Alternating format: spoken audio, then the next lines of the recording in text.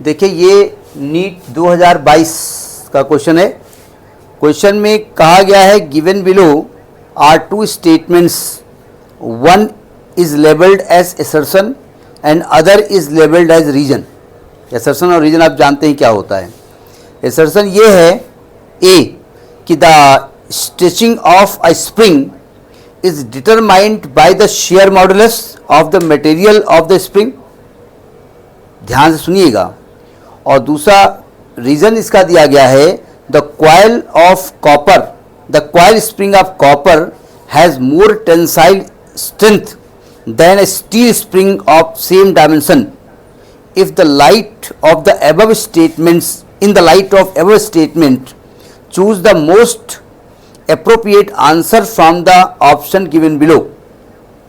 अब ये कह रहे हैं ए और आर जो दिया है असर्शन और रीजन दोनों सही हैं या एक सही है एक गलत है, एक दूसरे का एक्सप्लेनेशन है, वो कुछ बातें बताई गई वो बात की बात है, जरा समझिएगा।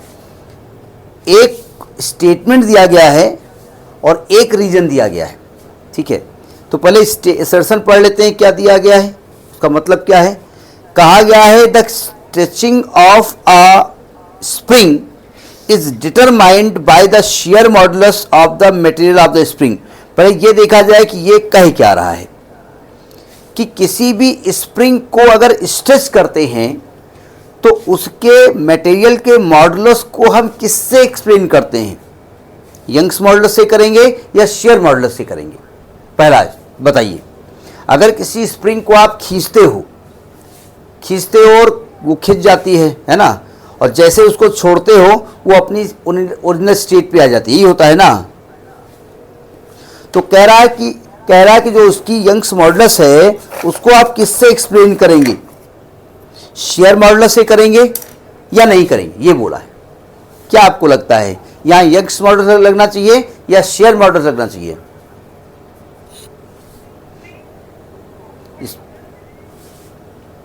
स्प्रिंग को अगर हम खींचते हैं फिर छोड़ते हैं फिर अपनी स्टेट में लौट के आ जाती है, तो यहाँ पर इसके मटेरियल के अगर इलास्टिसिटी को एक्सप्लेन करना है तो मैं शेयर मॉडुलस का यूज़ करूँ या मैं शेयर मॉडुलस का यूज़ कर सकता हूँ नहीं कर सकता हूँ, ऐसा बोला उन्होंने। तो मुझे तो लग रहा है कि भाई हम इसको खींच रहे हैं तो हमको लग रहा है या हम दबा रहे हैं इसको तो हमको तो लग रहा है कि ये यंग्स मॉडुलस लगना चाहिए। तो इसके मॉडुलस ऑफ इलास्टिसिटी को एक्सप्लेन करने के लिए हम शेयर मॉडुलस का यूज़ कर सकते हैं नहीं कर सकते, ये हम पूछ रहे हैं। क्यों यंग्स मॉडुलस क्यों नहीं? हाँ स्प्रिंग है तो है, एंगल पर होगी। एंगल से हमसे क्या मतलब है भाई, एंगल पे कौन उसको घुमा रहे हो का? जरा समझने की कोशिश करो आप। अगर हो सकता है आपका आंसर सही हो या से, लेकिन आपका एक्सप्लेनेशन गड़बड़ है। सुनो ध्यान से। अगर मैं स्प्रिंग, पहले स्प्रिंग को समझिएगा, अगर मैं स्प्रिंग को ऐसे बनाता हूँ, ठीक है, अब पूरा हमने इसको स्प्रिंग को कैसे बनाया हुआ, एक वायर से बनाया होगा ना। अगर मैं मान लूँ कि मैंने इसको बनाने में 50 सेंटीमीटर का लंबा वायर यूज़ किया है, पूरा वायर, तो जब मैं इसको खींचूंगा तो इसके टर्न, जो एक टर्न है ये दूर दूर हो जाएंगे ना ऐसे, तो क्या लंबाई बढ़ जाएगी इसकी? क्या मैं वायर की लंबाई बोल रहा हूँ, स्प्रिंग की लंबाई नहीं, वायर की लंबाई। जिस वायर से स्प्रिंग बनी है भाई 50 सेंटीमीटर का एक वायर है, इतना बड़ा वायर था, ठीक है, इसको आपने ऐड करके ऐसे घुमा करके इस प्रकार से फॉर्म कर दिया। तो इस स्प्रिंग में जो वायर आपने इस्तेमाल किया है उसकी लंबाई तो 50 सेंटीमीटर ही है, यही है ना।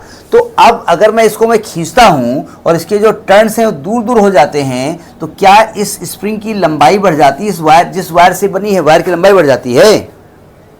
जी नहीं, वायर की लंबाई वही रहती है।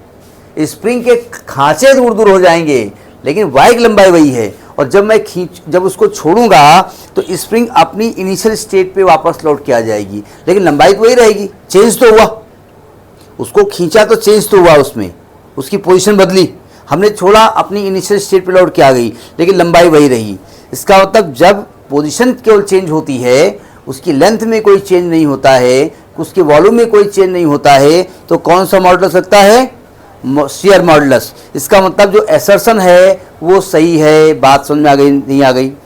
तो आपके जितने भी ऑप्शन हैं जिसमें ए इज ट्रू है वो सही है, यानी बी में ए इज ट्रू है। अब लेकिन ए में भी ए एंड आर ट्रू है, ये भी है, तो जरा देखना पड़ेगा। समझ में आ गया? रीजन देखिए, रीजन क्या कह रहा है, एसर्शन तो समझ में आ गया, आप ट्रू है ये, ठीक है। अब रीजन क्या है? रीजन ये कह रहे हैं the coil spring of copper has more tensile strength than a steel spring of spring. पहले कह रहे हैं कि जो कॉइल कॉपर की कॉइल है स्टील की कॉइल से उसकी टेंसाइल